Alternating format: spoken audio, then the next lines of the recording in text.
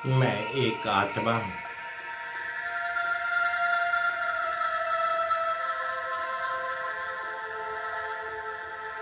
भ्रिकुटी के बीच में चमकता हुआ एक सितारा हूँ।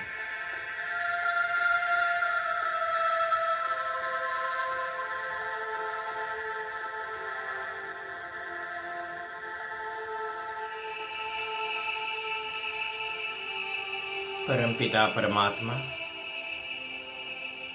शिव बाबा की संतान।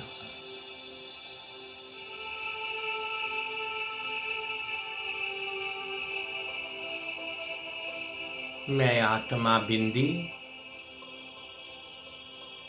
मेरे परमपिता परमात्मा शिव बाबा भी बिंदी।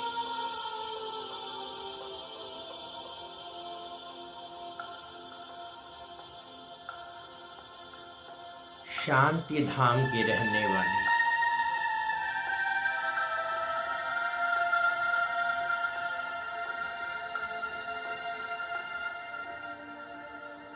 एक शांत स्वरूप आत्मा।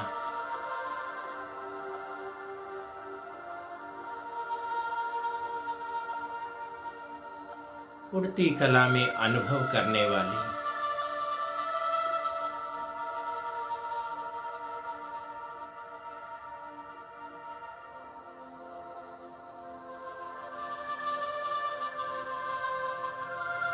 बिल्कुल लाइट माइट स्थिति में स्थित,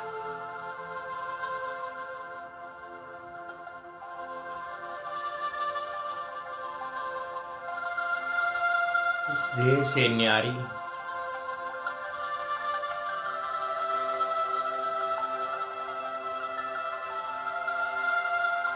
अविनाशी,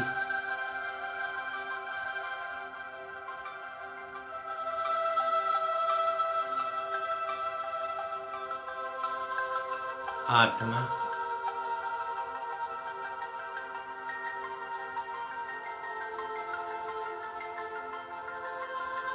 मैं आत्मा अपना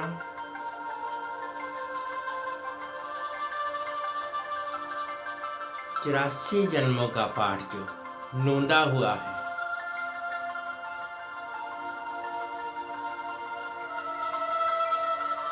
उसी को बजाने इस सृष्टि पर अवतरित हुई।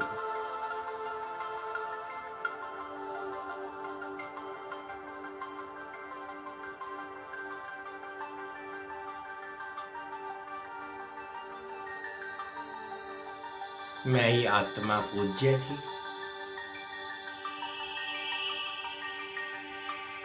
अभी पुजारी बनी।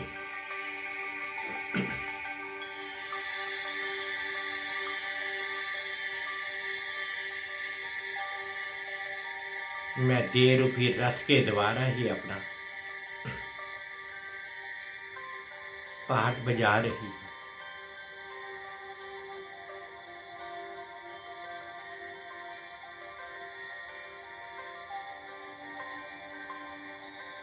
मन, बुद्धि और संस्कार मेरी 3 सूक्ष्म इंद्रियां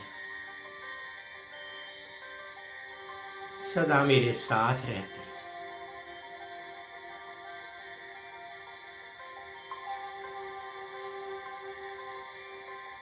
ये 5 मेरी स्थूल इंद्रियां भी हैं। आंख, कान, नाक,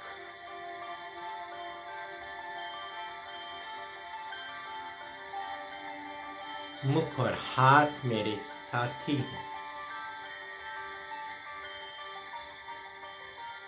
मैं इन्हीं के द्वारा ही अपना पाठ बजा रही हूँ।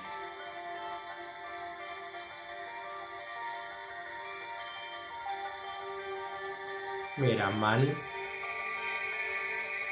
बुद्धि और संस्कार मेरे स्थिर हैं।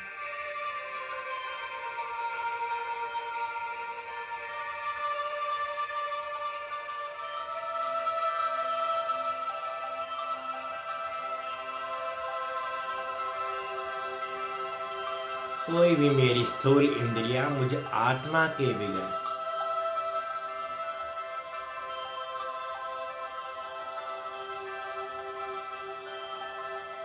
कोई भी अपनी मर्जी से कार्य नहीं करता।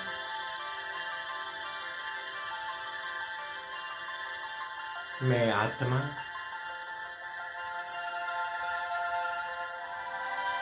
जैसे जैसे ऑर्डर करती हूँ,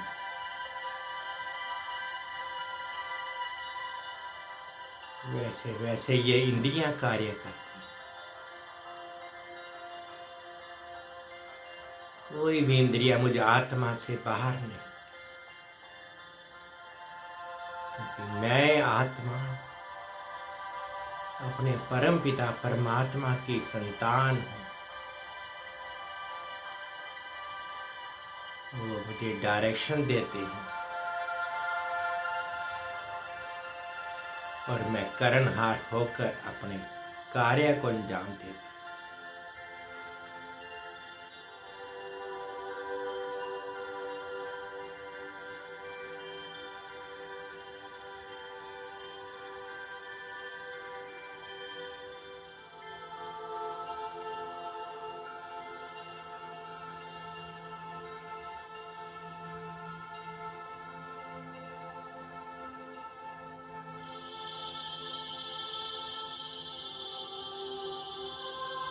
बिल्कुल शांत स्वरूप आत्मा,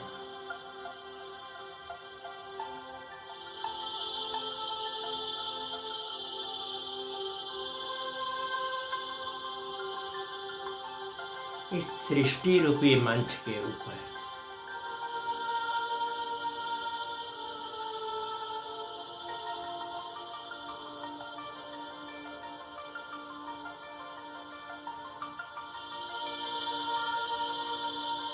इस देह रूपी वस्त्र को ढाल करके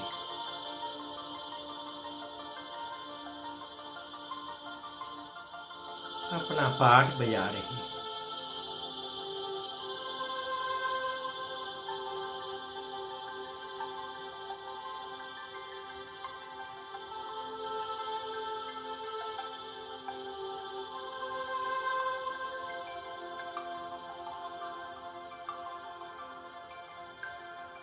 मैं देह से न्यारी,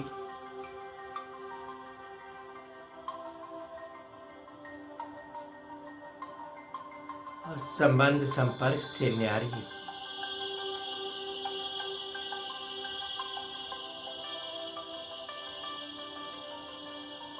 मैं अविनाशी आत्मा,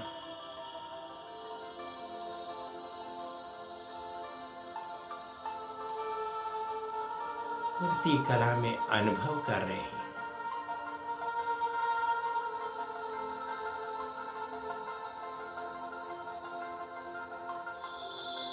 साइलेंस की शक्ति से मैं सेकंड में कहीं से कहीं जा सकती हूँ।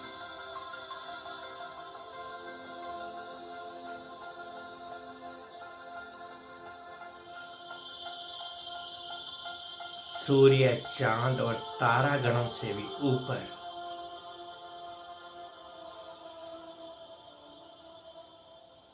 मेरा वास्तविक घर है।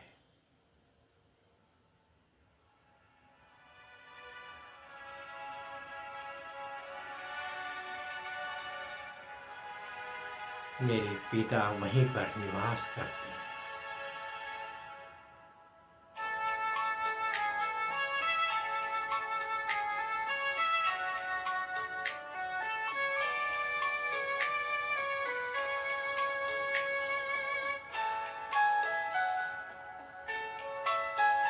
एक खूबसूरत जिंदगी दी आपने, सौगात है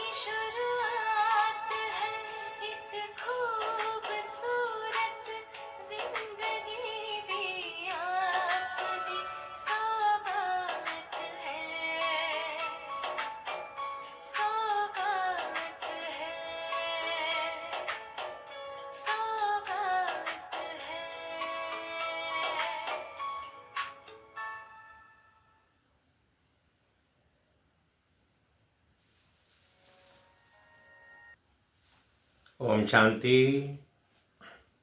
ओम शांति। ओम शांति। आज 24 अक्टूबर 2025 प्रातः मुरली। ओम शांति। बाप दादा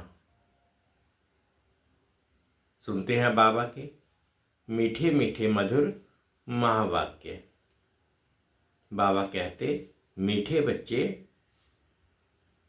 बाबा आए हैं तुम्हें घर की राह बताने। तुम आत्म अभिमानी होकर रहो तो ये राह सहज देखने में आएगी। मीठे बच्चे, बाबा आए हैं तुम्हें घर की राह बताने। तुम आत्म अभिमानी होकर रहो तो ये राह सहज देखने में आएगी। प्रश्न है, संगम पर कौन सी ऐसी नॉलेज मिली है जिससे सतयुगी देवताएं मोहजीत कहलाए? संगम पर कौन सी ऐसी नॉलेज मिली है जिससे सतयुगी देवताएं मोहजीत कहलाए? उत्तर, संगम पर तुम्हें बाप ने अमर कथा सुनाकर अमर आत्मा की नॉलेज दी है। ज्ञान मिला। ये अविनाशी बना बनाया ड्रामा है।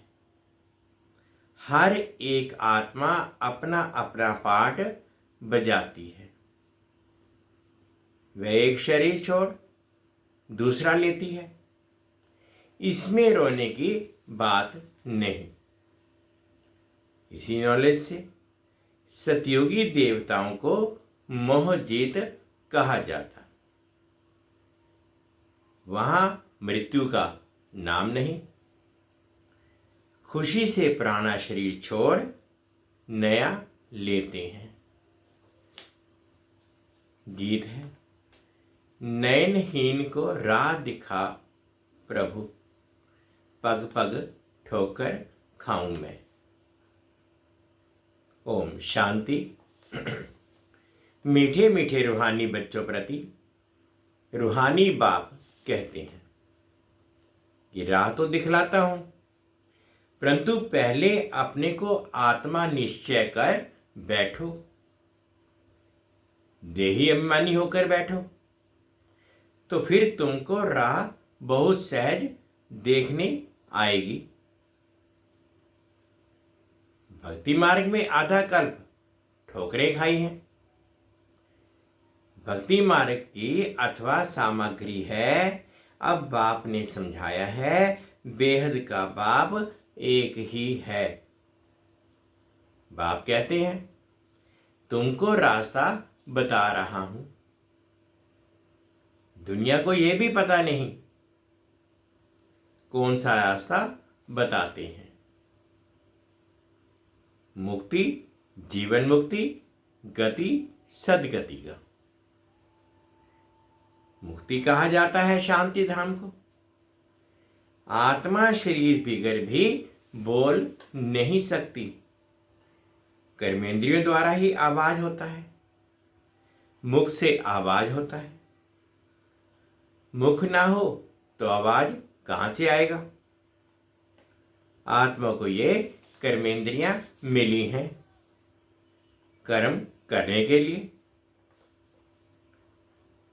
रावण राज्य में तुम विकर्म करते हो। ये कर्म विकर्म छी छी कर्म हो जाते हैं। सतयुग में रावण ही नहीं तो कर्म अकर्म हो जाते हैं। वहां 5 विकार होते ही नहीं। उसको कहा जाता है स्वर्ग। भारतवासी स्वर्गवासी थे, अब फिर कहेंगे नरकवासी हैं। विषय वैतरणी नदी में गोता खाते आए हैं, खाते रहते हैं। सब एक दो को दुख देते रहते हैं। अब कहते हैं बाबा ऐसी जगह ले चलो जहां दुख का नाम ना हो। वह तो भारत जब स्वर्ग था तब दुख का नाम नहीं था। स्वर्ग से नरक में आए हैं, अब फिर स्वर्ग में जाना है। ये खेल है। बाप ही बच्चों को बैठ समझाते हैं। सच्चा सच्चा सत्संग ये है। तुम यहां सतबाप को याद करते ही हो, वही ऊंच से ऊंच भगवान है। वह रचता, उनसे वर्षा मिलता है। बाप ही बच्चों को वर्षा देंगे। हद का बाप होते हुए भी फिर याद करते हैं, हे भगवान, हे परम पिता परमात्मा, रहम करो। भक्ति मार्ग में धक्के खाते आए हैं। भक्ति मार्ग में धक्के खाते खाते हैरान हो गए हैं। कहते हैं, हे बाबा, हमको सुख शांति का वर्षा दो। ये तो बाप ही दे सकते हैं, सो भी 21 जन्म के लिए। हिसाब करना चाहिए ना। बाबा कहते, सतयुग में जब इनका राज्य था तो जरूर थोड़े मनुष्य होंगे। एक धर्म था, एक ही राजाई थी। उनको कहा जाता है स्वर्ग और सुखधाम। बाबा कहते, नई दुनिया को कहा जाता है सतो प्रधान, पुरानी दुनिया को तमो प्रधान कहेंगे। हाय एक चीज पहले सतो प्रधान, फिर सतो रजो तमो में आती है। छोटे बच्चे को सतो प्रधान कहेंगे। छोटे बच्चे को महात्मा से भी ऊंच कहा जाता है। महात्माएं तो जन्म लेते फिर बड़े होकर विकारों का अनुभव करके घर बार छोड़ भागते हैं। छोटे बच्चों को तो विकारों का पता ही नहीं है, बिल्कुल इनोसेंट है। इसीलिए महात्मा से भी ऊंच कहा जाता है। देवताओं की महिमा गाते हैं ना, सर्वगुण संपन्न, 16 कला संपूर्ण, संपूर्ण निर्विकारी, मर्यादा पुरुषोत्तम, अहिंसा परमो धर्म। साधुओं की ये महिमा कभी नहीं करेंगे। बाप ने हिंसा और अहिंसा का अर्थ समझाया है। किसको मारना, इसको हिंसा कहा जाता है। सबसे बड़ी हिंसा है काम कटारी चलाना। देवताएं हिंसक नहीं होते, काम कटारी नहीं चलाते। बाप कहते हैं, अब मैं आया हूं तुमको मनुष्य से देवता बनाने। देवता होते हैं सतयुग में। यहां कोई भी अपने को देवता नहीं कह सकते। समझते हैं, हम नीच पापी विकारी हैं, फिर अपने को देवता कैसे कहेंगे? इसलिए हिंदू धर्म कह दिया है। वास्तव में आदि सनातन देवी देवता धर्म था। हिंदू तो हिंदुस्तान में से निकाला है। उन्होंने फिर हिंदू धर्म कह दिया है। तुम कहेंगे हम देवता धर्म के हैं तो भी हिंदू में लगा देंगे। कहेंगे हमारे पास कॉलम हिंदू धर्म का है। पतित होने के कारण अपने को देवता कह नहीं सकते हैं। अभी तुम जानते हो, हम पूज्य देवता थे, अब पुजारी बने हैं। पूजा भी पहले सिर्फ शिव की करते हैं, फिर व्याभिचारी पुजारी बने। बाप एक है, उनसे वर्षा मिलता है। बाकी तो अनेक प्रकार की देवियां आदि हैं, उनसे कोई वर्षा नहीं मिलता है। इस ब्रह्मा से भी तुमको वर्षा नहीं मिलता। एक है निराकारी भाव, दूसरा है साकारी बाप। सरकारी बाप होते हुए भी हे भगवान, हे परमपिता कहते रहते हैं। लौकिक बाप को ऐसे नहीं कहेंगे। तो वर्षा बाप से मिलता है। पति और पत्नी हाउ पार्टनर होते हैं तो उनको आधा आधा हिस्सा मिलना चाहिए। पहले आधा उनका निकाल बाकी आधा बच्चों को देना चाहिए। परंतु आजकल तो बच्चों को ही सारा धन दे देते हैं। कोई कोई का मोह बहुत होता है, समझते हैं कि हमारे मरने के बाद बच्चा ही हकदार होगा।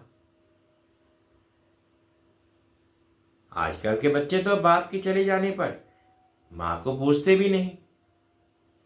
कोई कोई मातृ स्नेह ही होते हैं, कोई फिर मातृद्रोही होते हैं। आजकल के बहुत करके मातृद्रोही होते हैं, सब पैसे उड़ा देते हैं।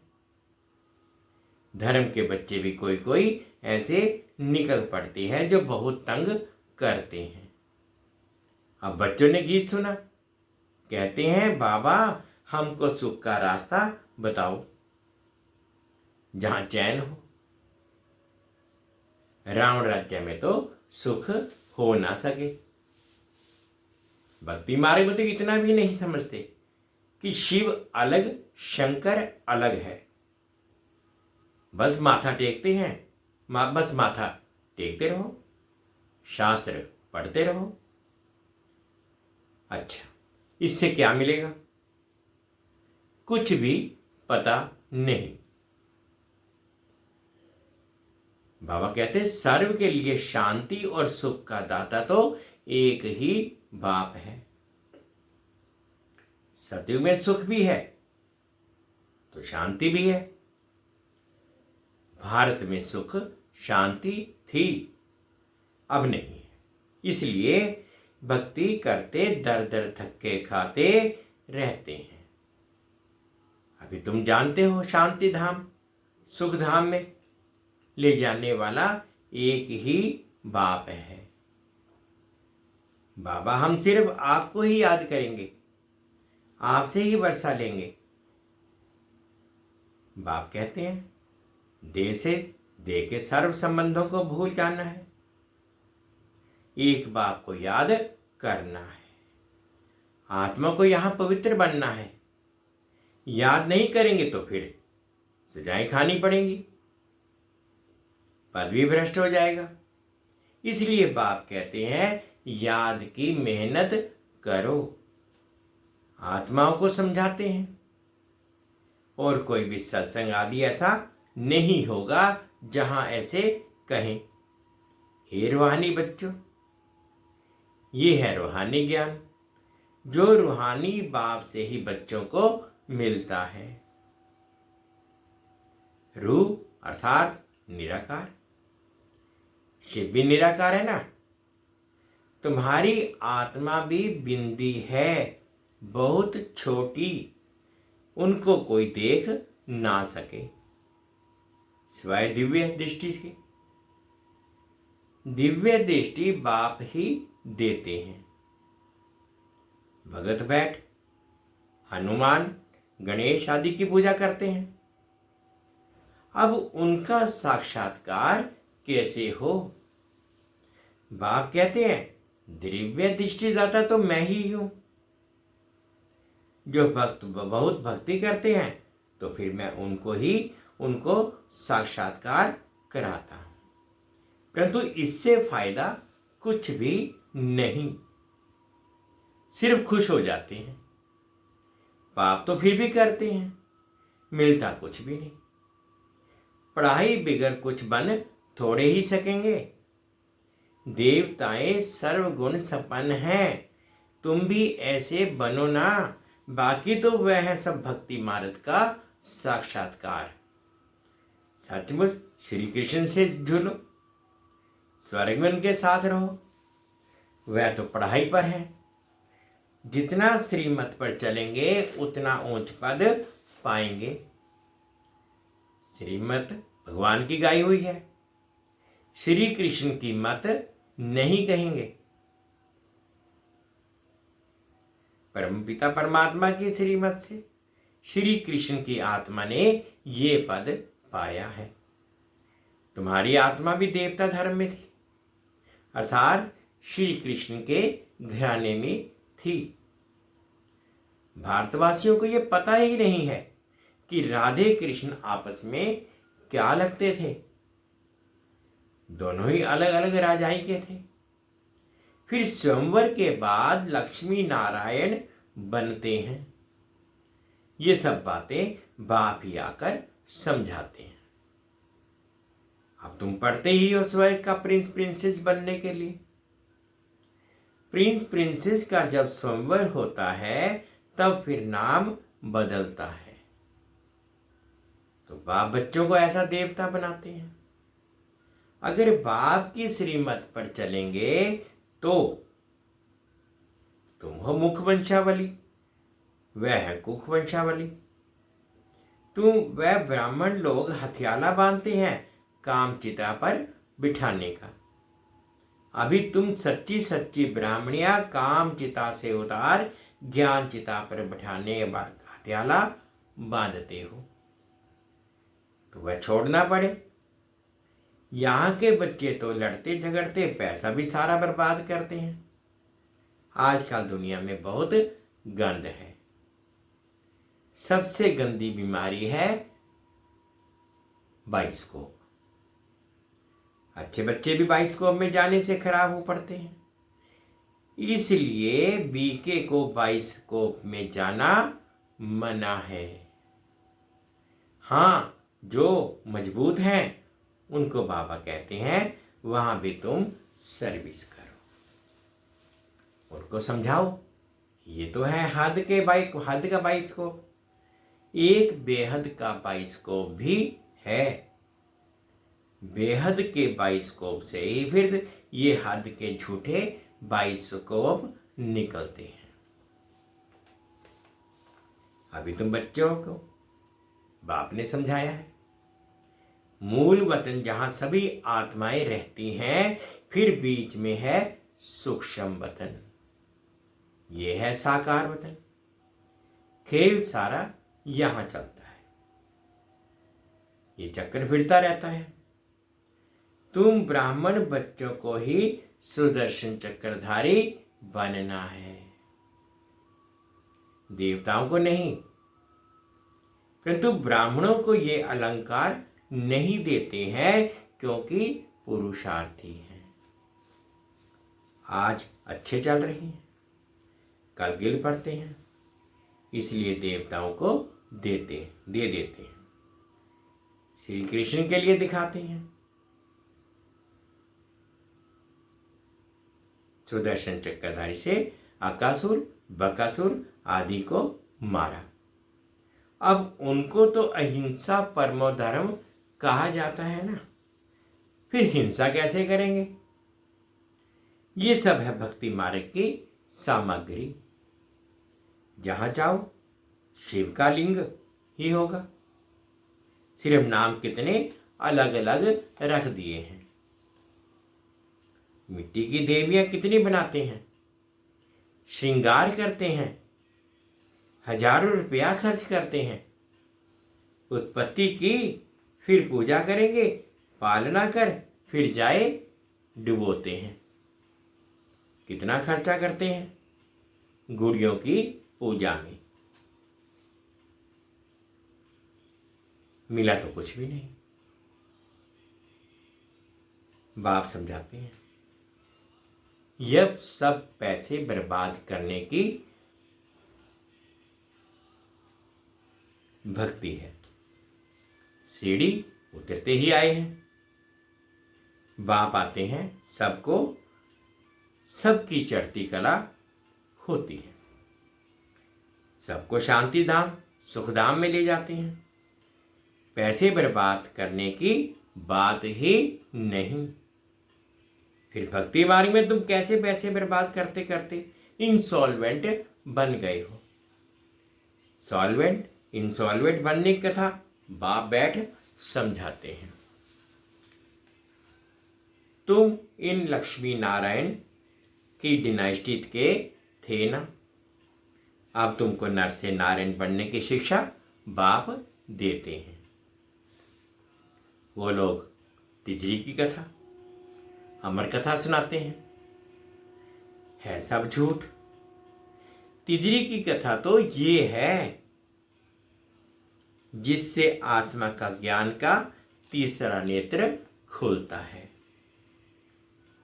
सारा चक्र बुद्धि में आ जाता है। तुमको ज्ञान का तीसरा नेत्र मिल रहा है। अमर कथा भी सुन रहे हैं। अमर बाबा तुमको कथा सुना रहे हैं। अमरपुरी का मालिक बनाते हैं। वहां तुम कभी मृत्यु को नहीं पाते। यहां तो काल का मनुष्य को कितना डर लगा रहता है। वहां डरने की रोने की बात नहीं। खुशी से पुराना शरीर नया शरीर ले लेते हैं। यहां कितना मनुष्य रोते हैं। ये है ही रोने की दुनिया। बाप कहते हैं ये तो बना बनाया ड्रामा है। हर एक अपना अपना पार्ट बजाते रहते हैं। ये देवताएं मौजूद है ना। यहाँ तो दुनिया में अनेक गुरु हैं जिनकी अनेक मतें मिलती हैं। हर एक की मत अपनी है। एक संतोषी देवी भी है जिसकी पूजा होती है। अब संतोषी देवियां तो सतयुग में हो सकती हैं, यहाँ कैसे हो सकती हैं? सतयुग में देवताएं सदैव संतुष्ट रहती हैं। यहाँ तो कुछ ना कुछ आश रहती है, वहां कोई आश नहीं रहती। बाप सबको संतुष्ट कर देते हैं। तुम पदमपति बन जाते हो। कोई अप्राप्त वस्तु नहीं रहती जिसकी प्राप्ति की चिंता हो। वहां चिंता होती ही नहीं। बाप कहते हैं सर्व का सद्गति दाता तो मैं ही हूं। तुम बच्चों को 21 जन्म के लिए खुशी ही खुशी देते हैं। ऐसे बाप को याद भी करना चाहिए। याद से ही तुम्हारे पाप भस्म होंगे और तुम सतो प्रधान बन जाएंगे। ये समझने की बातें हैं। जितना औरों को जास्ती समझाएंगे उतना प्रजा बनती जाएगी और ऊंच पद पाएंगे। ये कोई साधु संत की कथा नहीं है। भगवान बैठ इनके मुख द्वारा समझाते हैं। अभी तुम संतुष्ट देवी देवता बन रहे हो। अभी तुमको व्रत भी रखना चाहिए, सदैव पवित्र रहने का, क्योंकि पावन दुनिया में जाना है तो पतित नहीं बनना है। बाप ने ये व्रत सिखाया है। मनुष्य ने फिर अनेक प्रकार के व्रत बनाए हैं। अच्छा, मीठे मीठे सिखलते बच्चों प्रति माता पिता बाप दादा का याद प्यार और गुड मॉर्निंग। रूहानी बाप की रूहानी बच्चों को नमस्ते। हम रूहानी बच्चों की रूहानी माता पिता बाप दादाजी को याद प्यार गुड मॉर्निंग और प्यार भरी नमस्ते जी। ओम शांति, ओम शांति। शुक्रिया बाबा, शुक्रिया। अब धारणा के लिए मुख्य सार में फर्स्ट पॉइंट में बाबा कहते हैं एक बाप की मत पर चल, सदा संतुष्ट रह, संतोषी देवी बनना है। यहाँ कोई भी आश नहीं रखनी है। बाप से सर्व प्राप्तियों का पदमपति बनना है। सेकंड पॉइंट में बाबा कहते हैं सबसे गंदा बनाने वाला बाइस्कोप सिनेमा है। तुम्हें बाइस्कोप देखने की मना है। तुम बहादुर हो तो हद और बेहद के बाइस्कोप का राज समझ दूसरों को समझाओ। सर्विस करो। आज बाबा ने मीठा मीठा वरदान दिया, अनुभव करेंगे। पुरुषार्थ और सेवा में विधि पूर्वक वृद्धि को प्राप्त करने वाले तीव्र पुरुषार्थी भव। पुरुषार्थ और सेवा में विधि पूर्वक वृद्धि को प्राप्त करने वाले तीव्र पुरुषार्थी भव। ब्राह्मण अर्थात विधि पूर्वक जीवन। कोई भी कार्य सफल तब होता है जब विधि से किया जाता है। अगर किसी भी बात में स्वयं के पुरुषार्थ या सेवा में वृद्धि नहीं होती है तो जरूर कोई विधि की कमी है। इसलिए चेक करो कि अमृत वेले से रात तक मनसा वाचा कर्मणा व संपर्क विधि पूर्वक रहा, अर्थात वृद्धि हुई। अगर नहीं तो कारण को सोचकर निवारण करो, फिर दिल शिकस्त नहीं होंगे। अगर विधि पूर्वक जीवन है तो वृद्धि अवश्य होगी और तीव्र पुरुषार्थी बन जाएंगे।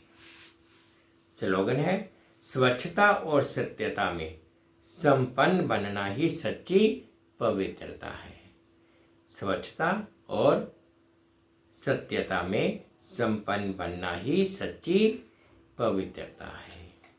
अव्यक्त इशारे हैं। स्वयं और सर्व के प्रति मनसा द्वारा योग की शक्तियों का प्रयोग करो। जहाँ वाणी द्वारा कोई कार्य सिद्ध नहीं होता है तो कहते हैं ये वाणी से नहीं समझेंगे। शुभ भावना से परिवर्तन होंगे। जहाँ वाणी को सफल नहीं कर सकती, जहाँ वाणी कार्य को सफल नहीं कर सकती, वहाँ साइलेंस की शक्ति का साधन शुभ संकल्प, शुभ भावना, नयनों की भाषा द्वारा रहम और स्नेह की अनुभूति कार्य सिद्ध कर सकती है। मीठे बच्चे, बाबा आए हैं तुम्हें घर की राह बताने। तुम आत्म अभिमानी होकर रहो तो ये राह सहज देखने में आएगी। गीत था, नयनहीन को राह दिखाओ प्रभु, पग पग ठोकर खाऊं मैं। 2 मिनट बाबा की याद में।